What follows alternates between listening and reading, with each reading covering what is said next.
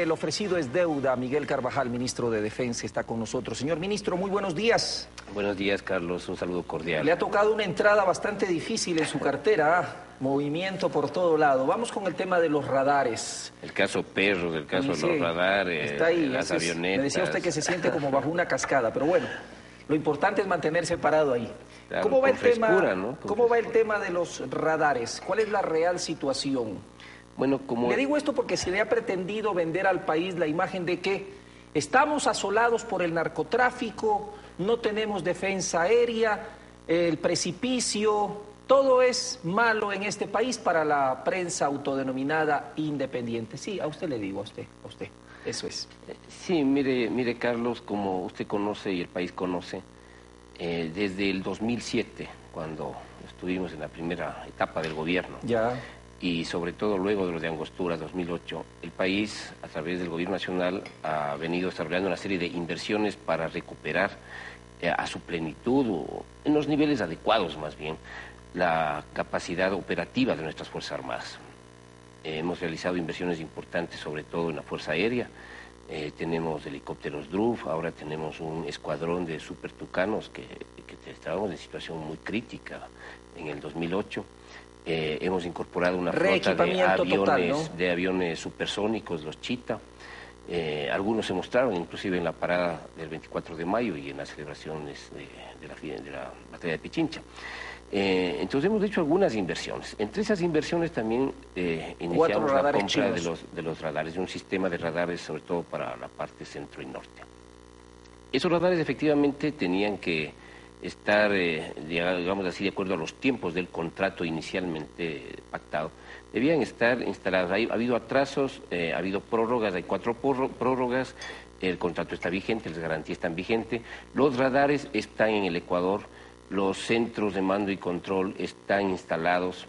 Estamos en este momento en un periodo en que la empresa está realizando las pruebas individuales de los 4 radares.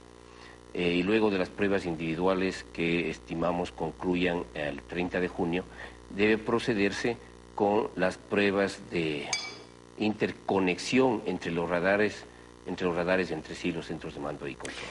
Entonces, estamos en ese proceso. Hay una digresión, señor ministro, antes de continuar para adelante. ¿Por qué razón? Y quisiera que le explique esto al país, porque hay los sesudos analistas militares que dicen que por qué no se le compró los radares a los Estados Unidos, que por qué si se los hubieran pedido incluso los Estados Unidos los hubieran donado, los hubieran dado gratis, dicen ellos. ¿Por qué razón se prefirió este reequipamiento buscando nuevas alternativas, es decir, en China, en la India, en Brasil? Mire, hay varias razones. Una de ellas es la relacionada a costos, son concursos públicos, son costos, tecnología, es la necesidad de tener una relación no solamente con un país, sino con varios países, y esto ha sido tradición en las Fuerzas Armadas ecuatorianas. Nuestros tanques son franceses, algunos de nuestros helicópteros son rusos, otros de nuestros helicópteros son franceses, y tenemos una diversidad y no es cierto, que ha sido histórico además. Señor ministro, ¿y no es cierto que cuando a los Estados Unidos les parece negativa la política de un país, lo primero que hacen es cortar el suministro de repuestos en cualquier tipo de armamento? Bueno, ¿No es eso muy común en el mundo? No se olvide que eso le ocurrió a Venezuela con su flota de aviones supersónicos, y Venezuela tuvo que comprar aviones a Rusia, justamente por este problema. También se ha dicho muchas cosas. Se ha dicho que el país está indefenso, porque hay una avioneta que ingresa a nuestro espacio aéreo de manera ilegal. No es que nuestro país esté indefenso, pues. Así que eso que nos muestra es la necesidad de seguir trabajando en mejorar los niveles de seguridad y defensa del país y de la región. Porque así como ingresan al Ecuador, vienen de otros lados, o salen de aquí del Ecuador e ingresan a otros espacios. Hay que coordinar. Pero el otro tema, perdón, Carlos, es que esto no hubiera ocurrido si estaba la base de Manta. Ahí va mi pregunta. ¿No? ¿Cuál es la diferencia entre lo que se hacía antes con la base de Manta, que al parecer muchos continúan soñándola, no pueden vivir si no tienen a los gringos al lado, o lo que se está haciendo ahora? Que nosotros tenemos, igual que antes, un nivel de cooperación con otros países, pero afincamos nuestras acciones en la información que seamos capaces de generar y capaces de coordinar con otros países. En el caso de la base de Manta, de acuerdo a las informaciones que hemos siempre recogido desde que llegamos al gobierno en el 2007, 2008, la información que se proveía al Ecuador era bastante restringida. Por no decir nula. Nuestros pilotos subían a los aviones y volaban hasta las 12 millas, que es lo que reconoce Estados Unidos, y después a volar 13 horas, 14 horas en la cola del avión. La información que nosotros teníamos de ahí es muy, muy restringida. Y les recuerdo al país algunos casos. ¿Acaso, mientras estaba la base de Manta, acaso no tuvimos el problema con un exgobernador involucrado en narcotráfico y que estuvo inclusive preso? ¿Eso no fue en Manabí ni a las narices de la base de Manta?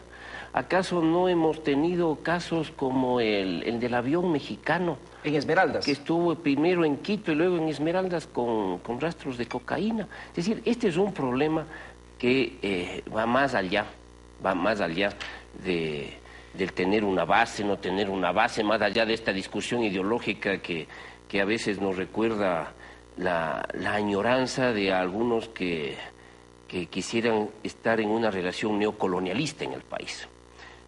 Va mucho más allá. Este es un problema que hay que tratarlo con más seriedad, más allá de la inmediatez. Es un problema que obliga a enfrentar los problemas relacionados al narcotráfico, al crimen organizado, de una perspectiva más global, internacional, que obliga también a nuestra... El hecho de que la autodenominada prensa independiente, los Pérez, los Mantilla, le quieran vender al país, porque es una acción orquestada, porque uno se da cuenta mirando los titulares de todos los días, de sus acuciosos editorialistas, articulistas. ¿A qué le atribuye usted el hecho de que se le quiera vender al país, por la caída de la avioneta, la situación de que el país se encuentra totalmente en indefensión, se ha llegado a decir por parte de algunos actores políticos, como el ex coronel Pazmiño, que ha hecho declaraciones públicas en este sentido. Y yo creo que eso tiene que ver con una reiterada política, en el sentido, recordemos, de que no tenemos valga la redundancia, una política clara frente al narcotráfico, frente al crimen organizado, lo mismo que nos repitieron después de Angostura respecto a las FARC, que evidentemente trata de socavar una política pública del gobierno nacional. Y esto detrás evidentemente, me parece a mí, detrás de un cálculo electoral. Estamos entrando en un año electoral en donde todo problema, todo error, toda falla, en un quirófano, en las carreteras, algún problema como incidente como el que hemos tenido, va a pretender ser utilizado en la campaña electoral. Y yo creo que estos temas, y lo dijo el Comando Conjunto en su comunicado, tienen que ser tratados con más responsabilidad, más patriotismo, más allá del oportunismo politiquero inmediatista. Tiene que ser tratado con una perspectiva nacional, con reposo, con madurez en el tratamiento político. Este es el tema del narcotráfico, del crimen organizado, es un tema que afecta a toda la región, que ha obligado a UNASUR a tomar medidas tanto en el Consejo Sudamericano de Defensa como a procurar crear dos consejos más, el Consejo de Seguridad Ciudadana, que lo acabamos de proponer en la reunión de Cartagena, y el Consejo Sudamericano sobre el Problema Mundial de las Drogas. Dos temas que no puedo dejar o que no puedo obviar, ministro. El tema de las Fuerzas Armadas en el control de la seguridad, que ha sido también tan manoseado, por decirlo de alguna manera. Sí, ha sido manoseado, pero también ha sido muy apreciado por la población, ¿no?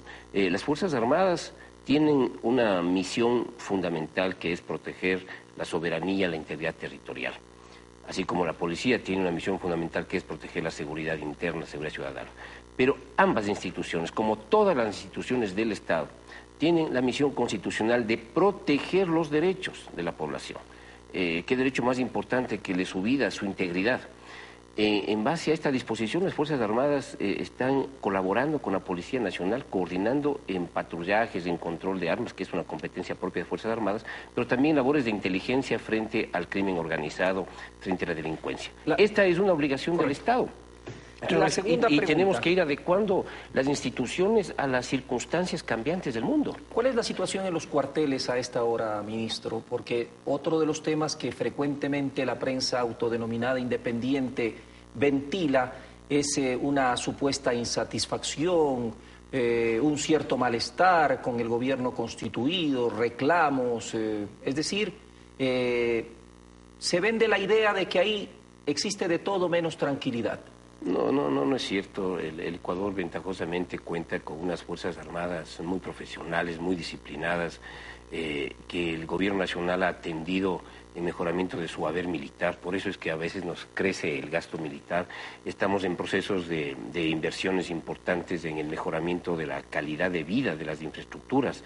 Y eso pues evidentemente suponen inversiones importantes. En la protección de la seguridad social militar, no se olvide que hemos pasado algunas empresas militares, ahora que ya no hay preasignaciones, algunas empresas militares al ISPA para proteger justamente la reserva, la invalidez y muerte del ISPA, de tal manera que el personal de Fuerzas Armadas pueda tener ahora y después, cuando se retiren, las mejores condiciones para protegerse él y su familia. ¿Aproximadamente cuántos miembros, con cuántos miembros cuenta las Fuerzas Armadas de nuestro país? Aproximadamente unos 38.000. Deberíamos llegar a 40.000.